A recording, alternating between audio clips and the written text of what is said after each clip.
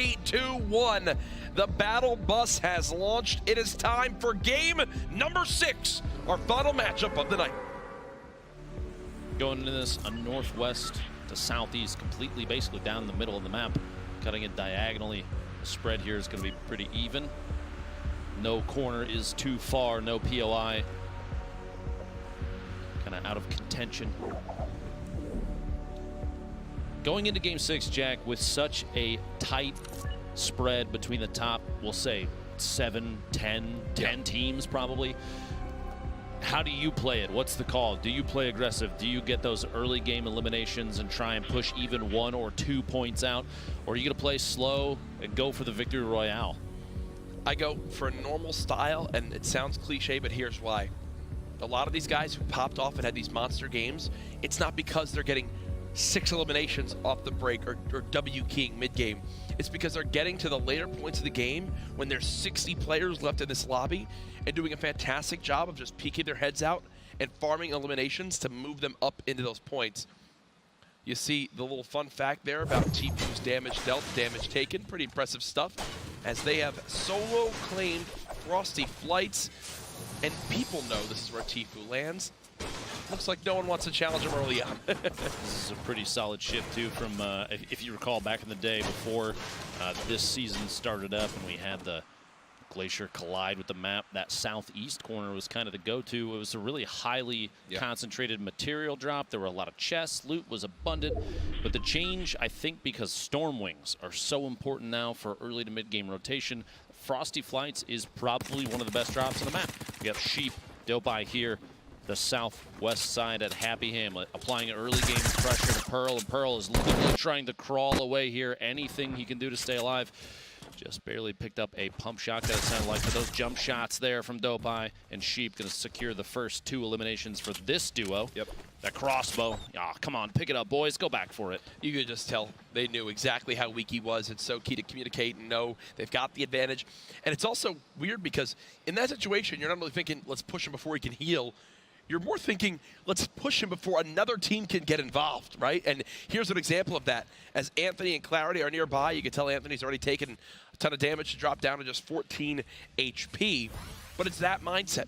Get aggressive before these two can come and shoot us in the back while we're in this fight. Even if they're not pushing for early game eliminations, going for aggressive drops, like you said, those even just 1 or 2 elims can kind of mean the difference between a single, no points and a single point. And with how close the spread on the leaderboard is, that could be big. Swap on over to the complete opposite side of the map. Here's Fulmer. Looking like him, Kayun, Tyler, they're all in some sort of engagement. Rockets going on off, just breaking down a little bit of the structure that they're stood on top of. His teammate Daxter, quite weak so far, below 100 HP. Gonna have to keep that in mind. Infantry rifle in hand. I believe right now, actually, Fulmer's rocking one of the new skins that just came out today, too. Thing's a beaut. Thing is a beaut. 13 builds, 175 total HP and shield combined there. Kayun and his teammate kind of have just, they're zoning him out at this point. Daxor, 79 HP. He does have the Rift to go in case things get kind of scary. And one of the locations they may rotate away to be retail, but we're over here at Salty Springs, the bottom of the treehouse, and the pump shot. Aiden and Butter already knocked out very early. Saw him securing another elimination. Another team rolling in right now, too. Ronan to the northeast, pushing over to what appears to be his teammate in that far east side building. 2 elims for Psalm and Hot Sky. 110 damage dealt. Not a single point of damage taken yet for Psalm. I've been bouncing around a little bit, but is that the first time they didn't land tilted today, or have they started going? Did they go in the last couple of games? I believe, that is in fact, Jack, the first time. Okay. They've hit tilted every single time. I think we say every once in a while, we expect players to kind of change up the strat, and this time Aiden Butter did, and it didn't pay off. Did not pay off. Looking back on it now, obviously hindsight's 2020, but would you kind of be in that position where you say, we probably should have gotten tilted because that's what we're used to? It's so tough. You got to be real with yourself in those scenarios. Tilted wasn't getting them a ton of stuff done. Obviously, it worked for them in some small ways, but it was never enough. They tried to, it didn't wind up working out. As we see here, Som and High Sky trying to just push out this elimination on the Ronin. We mentioned when you get aggressive, you want to get that elim before a third party, before another team can get involved. And just like that, they're now being shot at from the retail side of this build. Still with another stink in hand. Want to see if they're going to use it. They can't seem to find him, and Aegis still being a nuisance as well. Ronin, yeah, completely disappeared underneath in the bottom of that little watchtower, taking the opportunity to pop a couple bandages and some HP back. His teammate spread completely, also in a box, both of them very low. But you just mentioned you have to try and push for that elimination if you think you have the opportunity before someone else rolls in. And there is another team, Jay Young down there, getting eyes on him. Ronin very low. The rotation here around the outside. Saw him trying to pick an angle while his teammate pushes in. And can't believe, but he got it. A 1v1 now. Both have their teammates just barely alive. High Sky takes out. Psalm couldn't hold down the button, and he loses his teammate. Oh no, this is not good. Secures the thirst. That elimination is very important. Puts him at 3, and if he gets the third one, sorry, it'll be a point for his team, but he's without a teammate now. He had to let go of the pickup. He wasn't fully built in. It looked like he panicked for a second and just thought he could go for the res.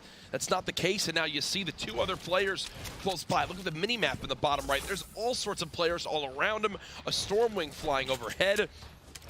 What looked like a free elimination onto Ronin winds up being Ronin turning things around at 10 HP, getting the knock on the 1, and then at least an elimination on the trade. Aegis is rotating away. Looks like he doesn't want to be a part of that. I think knowing full well that Blind and Jay Young, or at least another team, is sitting nearby south side of this little the watchtower. Psalm is going to try and loot up, finish cleaning up anything that he's left behind there, potentially maybe getting pushed soon. But this is not the only interaction we've got going on here. Kevy also and his teammate, which we'll kick over to here in just a second. Jayamok down there. This is where Aegis, you see Aegis still rotating away in the background over there. Jayamok very, very low. Bouncing around each other right now.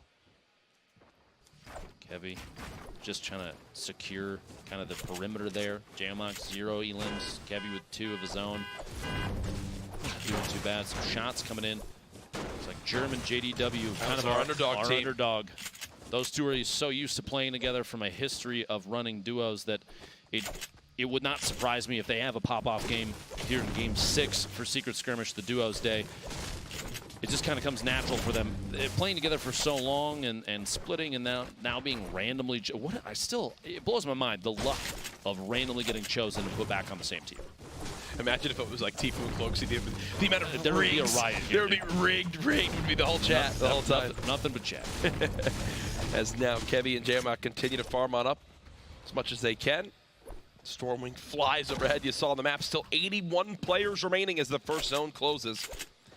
In just 7 seconds, action going on everywhere. One of the main focuses to this point, Nick Mercs and Harmful.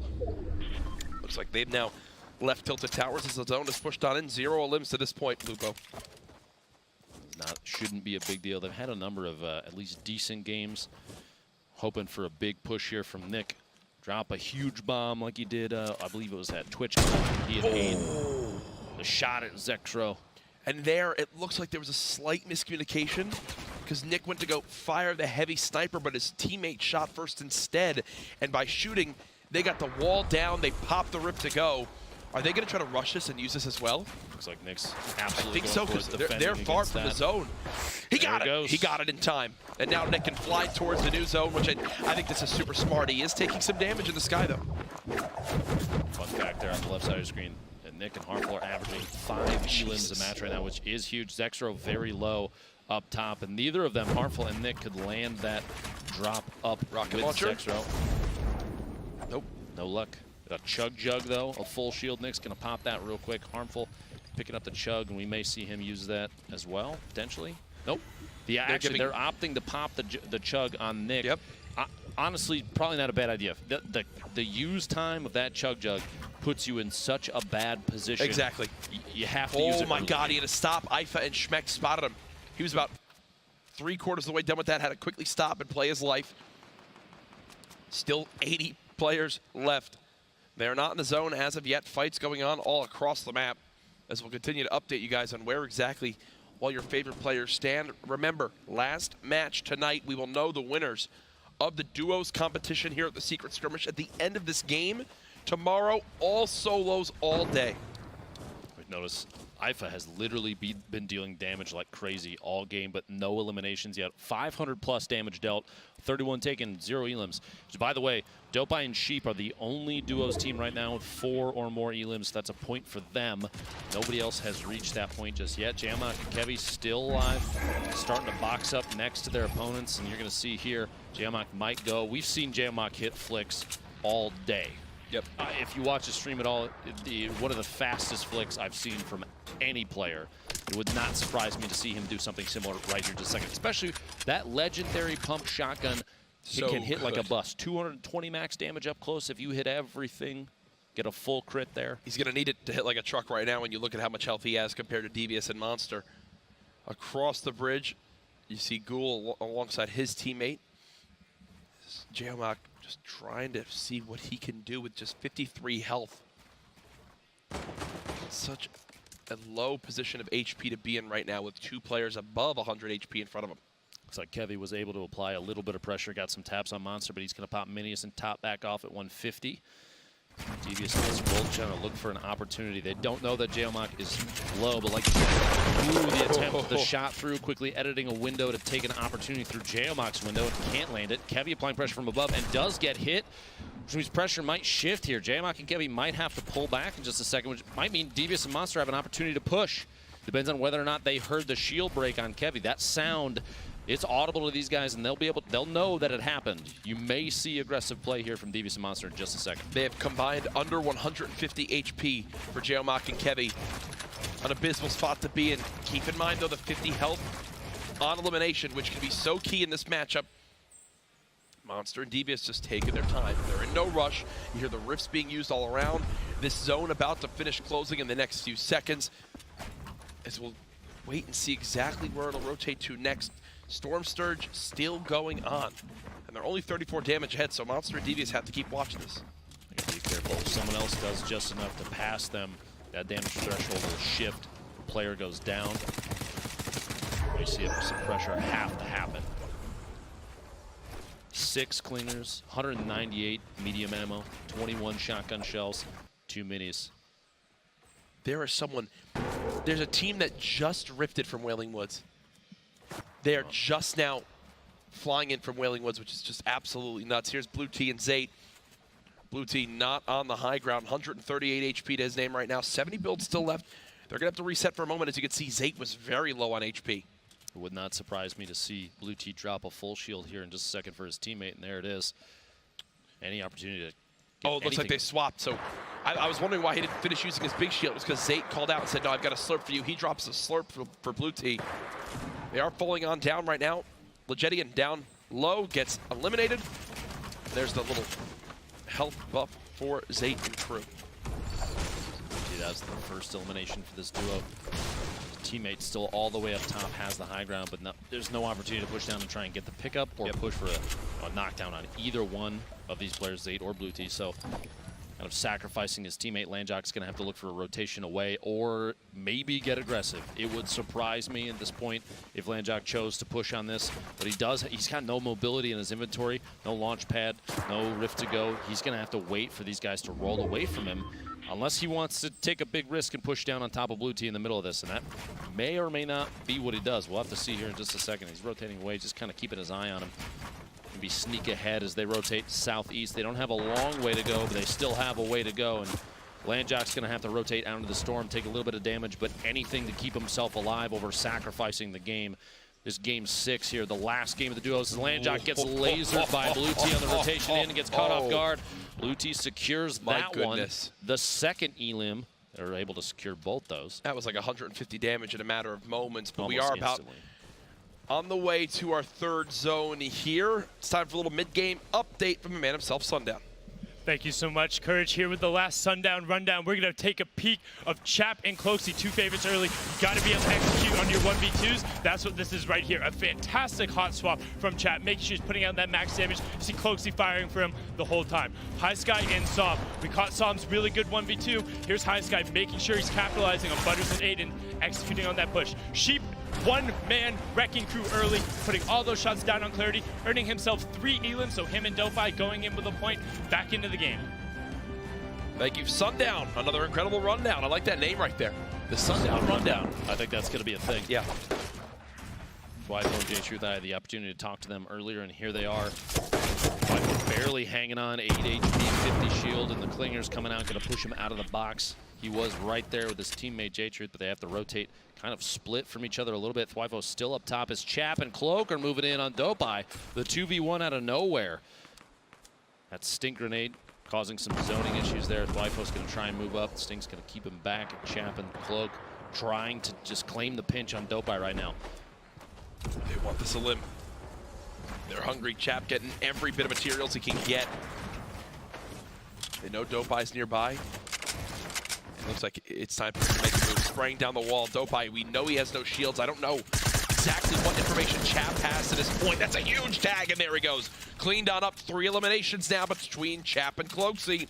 1 away from earning themselves a point. The timing on that was actually extremely impressive. I don't know if you noticed, but Cloak was shooting down from above. They claimed ownership of technically both walls because Chap was just spamming the first one down. Cloak was above. A pinch like that, it doesn't matter how fast you're turbo building and how, what your DPI is on your mouse. You can't outbuild that. Now, I believe Cloaksy and Chap were in 14th place at 3 points. So, again, a team that is absolutely within arm's reach of earning themselves a top spot today. J-Truth and Thwyfo. Nearly cracking him with that heavy sniper shot. Will pop the mini in time for the slurp to tick over 150 health. Nicely done by them. As you hear that, that means a storm surge has begun again. They're well ahead of the damage threshold. Your bottom right, though, Tfue, Demo, the stars from game 1 of the day. A single elim and Demo goes down. The knock. Tfue's going to try and edit the floor out and try and drop his teammate down in, try and get the res. The revive here, very important if they want to stay on top of this. Pressure being applied. The minigun from Psalm. It might prevent Tfue entirely, and it does from picking Demo back up. He's down to just himself for this final game of the duos. And Tfue's trying to get out of the pit. He's being focused by 3 different teams. Down to just 91 health now. Will he panic, use this launch pad? You got to think he will at some point. Popping minis. Can't even get 1 mini used in time. Still 55 players remaining. They're narrowly above this damage threshold. He's popping everything he can. At this point, if Tfue can get out of this situation, Lupo, he's not going to have much left to his name. It's extremely important they do, though. They are currently the first place before we went into this game. The top-ranked team for duos. Tfue, Demo, Tfue trying to secure any elimination he can, trying to keep ahead of that tiebreaker with Triggy and Bizzle right on his tail. He's going to take every opportunity he can just to throw damage out if possible. Still only 66 above that damage threshold. Has to keep that in mind. Spamming the metal walls down his opponent there. Remember earlier when I mentioned Thwyfo nearly hitting a snipe? I believe he finally did. And we have it on replay. Here it is again from earlier on in this one. Hysteria and Funk Bomb built on up. Hysteria peaks a little bit too much and gets drilled by the heavy sniper rifle. And then it was an all-out push from the duo. They know they have the advantage, so you might as well go for it. Funk Bomb weak. Funk Bomb eliminated. Well done. The duo of J-Truth and Thwyfo. It's incredible the shift in play style as soon as a knockdown happens in duos. If you and your teammate are both up, you drop one of them, the apply pressure just skyrockets. And Tfue is getting lasered from the same team up on this hill. Down to just 69 HP right now. He'll pop the slurp and then 2 minis, and then you gotta think it's launch pad time as he still has to move into the zone. Checking to make sure all of his weapons are reloaded. J-Truth now at 4 limbs between this duo. They're at 1 point this game, Lupo. J-Truth and Thwyfo are sitting probably in a better position than almost anybody else, especially because 8 RPG shots remaining. Thwyfo has the heavy sniper rifle. That's a combo of knocking walls out. Here it is, right here. It's going to happen right here. Literally right there! As you're talking about it, Lupo sees the future. Nick Burks goes down to the heavy sniper RPG combo. Jack, I don't know if I'm clairvoyant or just play way too much Fortnite, but that was almost a scripted shot there. The knockdown on Nick Burks comes out. Rigged. multiple players stuck down to the bottom. It became a shooting gallery for the number of teams that had vision on what was left of that team. Multiple elims picked up, but it looks like J-Truth and Thwyfo stay at 4 total. That's still a point. Flossen's still alive. Here comes again. Here comes again. Number 2. On the Flossen. Back to back. There's the knock as well. The strategy's so powerful, Jack. I mean, to be honest, this is why a lot of players called for the. They're now at 7 eliminations. The elim shift happened so fast, from 4 to 7, like it was nothing. This is why a lot of players were calling for the nerf to the RPG deal combination, right? And this is the Big Daddy version of it with the heavy sniper rifle. It might be a little bit slower, but clearly on your screen you can see it's just as effective. 27 players, 26 players remaining, 16 duos. The final match for duos in the secret skirmish here. Thwyfo, J-Truth asserting dominance. 1 away 7 elims, 1 more. Another point. And then we get into big bonus territory, Jack. Things start getting crazy. On the right, look at your format. They're pushing on in. 15 duos in total, 23 players still alive. Thwyfo and J-Truth. 7 elims up to this point. If they can get to 8, that puts them at 3 points earned this game so far. They're spraying on in. They know Naga Ops has to be weak. RPG in hand. Is it time, folks? No! Oh, no! It's an absolute collapse! And the headset is ripped off as he realizes his ultimate weapon of destruction is his downfall in the final game. You hate to see it, Jack. You hate to see it. The wall block coming in absolutely crucial right there. Ronaldo and Saf still alive. The ultimate high ground here dropping down. Maybe a trap opportunity on his opponent. Saf's trying to push out of the storm. Stay just barely ahead of it. Every step of the way matters huge. It takes a little bit of fall damage as his structure. The branch he was on gets knocked out as his opponent is actually getting pinched from the back. Ghoul gets knocked down. The thirst there. Saf picking up just enough HP, 50 there to stay alive in the storm, but it's ticking away. And he's got no builds. 10 HP per tick, Jack. He's got to push in and stay ahead of this thing if he wants to stay on his game. And this is key here. The next player who dies falls just on the outside of the skirt. There you go. Base Soldier gets knocked and eliminated. You see 6 teams remaining. Whoever winds up getting dropped next, there's a placement point, another one! Oh my, Saf now at 5 elims, and he's earned his team another point as well for placement. Saf continues to do it. He's dropping him down, Saf with another. Oh my God! Oh my God! Saf with the most ridiculous endgame moments brings his team from 1 elim to 8, and the victory royale. They might have just won. On that game alone, the last 30 seconds. The duo competition. The last 30 seconds of the final match may have literally shifted them to first place and $27,000, Jack. I don't know if I'm out of breath from the gameplay or because I'm overweight, but here it is again. Saf spraying, knocking players down. The shots on Dementos on the drop-in, the fall damage eliminates him, but it counts for Saf. Every single shot in these last moments mattered, Jack. Every single shot. That was one of the most clutch final moments I've ever seen when casting Fortnite. Oh my goodness. Whew. I got a little lightheaded there for a moment. That just blew me away. They were in contention, they were top 10. And I think because of that pop-off, they just won it all. Because of Saf's, what you just saw right there. What did I talk about? They're right there, right on the cusp, and then boom. Big bonus, victory royale. I mean, we're going to take a look at the standings, but I think they just did it. I think they actually just did it. I don't think I've seen you as excited for an endgame because match. that was the most ridiculous thing I've ever seen. Right. Here's our standings. Here's where we are. There's probably a reason I freaked out, and yeah, it's Saf because Saf just clutched up and put his team on top to dethrone Tfue and Demo to take the top spot. They will be your duo champions here at the Secret Skirmish. The only team to drop 30+ eliminations, a lead of 4 points, which in a format like this is absolutely massive, Jack. That big bonus, oh my gosh. There they are, walking towards the backstage to hear their thoughts on the victory. Congratulations. I can't believe what I just saw. Can't believe what I just saw. Absolutely ridiculous. The number of clutch plays. We saw a Rocket end up biting back and take J-Truth out of it. we saw a number of players in such clutch positions end up getting overpowered, overwhelmed. And we will hear from them in just moments. Good job, guys. Jesus. Here they come backstage to speak with Kitty Plays, who gets to hear from our champions. My heart's still racing from that, Lupo. I cannot believe what just occurred, man. You'll have to take a nap when this is all done, bud. Yeah, I cannot believe what just happened. Kitty Plays, you see there, ready to go with our champions from the duo competition.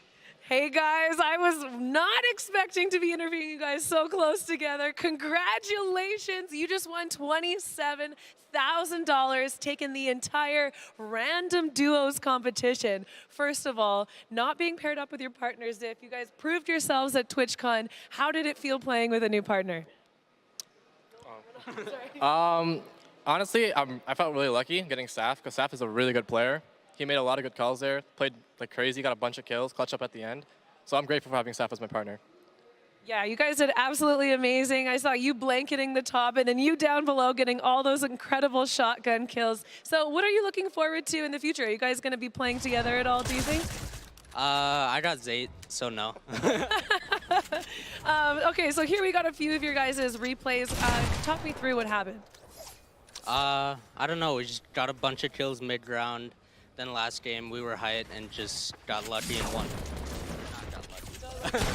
Awesome. Can you tell me what you guys were thinking through this?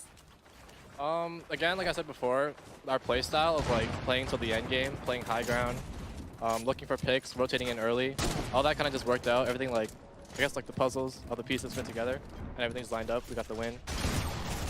Yeah, you guys got 2 victory royales. Congratulations on the win today, amounting so many points, so many big bonuses. You guys played absolutely amazing. And what are you going to spend your money on? I know I asked him last time, but I know V-Bucks, but where are you going to be spending the prize pool on? V-Bucks, Uber Eats, probably. That's it. Great. That was a nice plug for them. Well, thank you guys so much. Congratulations on winning, and back to you guys. Fantastic stuff. What a final moment. Again, still in shock from that, taking home the top spot. And guess what? You're going to be able to order a lot of Uber Eats with the money that they just won today. Now, speaking of prizing there, we want to take a look at the entire standing list with what each duo took home from this duos competition. 6 matches. There you go, right at the top, Ronaldo and Saf, $27,000 richer. But that's not the only duo.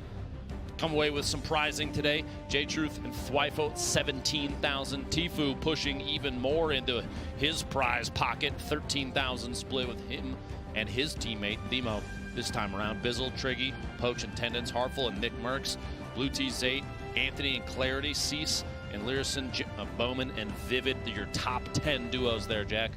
Brilliant performances from everyone on the list. The crazy thing is, you thought you saw intensity and excitement today. Well, guess what? Tomorrow's a whole new day of 6 more matches. Tomorrow will be solos as well. The prize pool amplified even more. What is it?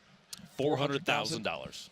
$400,000 tomorrow on the line in just the solos competition. Ben, I've got to ask your biggest takeaways from day number 1.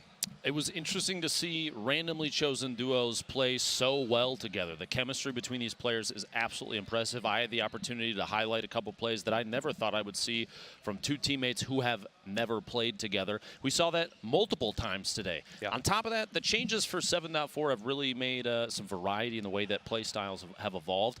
Now, I will say this. I literally was able to call the heavy sniper shot into Rocket multiple times. The second that happened, it was like I was reading their minds, or like you said, I've no-lifed Fortnite so hard that I dream about it. Either way, the plays happened almost as we called them, and it's nice to see that, you know, we have some variety. Yes. We've got some change-ups here. The planes are not absolutely dominating the game in ways that they have previously. You can't smash people out of their 1x1s anymore. Good luck out there. But you still see there's go-tos. Yes. And there are strategies that these players will still fall back onto because they're so powerful. And you don't see this kind of play. Yeah, I'll say this multiple times every time we get the chance. You don't see this kind of play in public matches. Yep. You only see this from competitive Fortnite players, and it shows why they're at the top, Jack. Oh, for sure. Awesome, awesome update indeed. Absolutely loved casting today. Ben and I will be back tomorrow, but guess what? We're not the only ones on this team, as you know, to say a final goodbye for day number 1. We have the whole squad with Golden Boy on the floor. Hey, thank you so much, CourageJD. What a conclusion there. Congratulations to Ronaldo and Saf. I said it on Twitter. I'll say it again. Saf, I want to be you when I grow up, buddy. I'm serious. Anyway, congratulations. They are your duo champions, but we still have plenty more Fortnite action left because tomorrow we're going to have the solos competition where we're going to be giving away the remainder of our $500,000 prize pool. So make sure you join us at 1:30 p.m. Pacific time. We'll see you then.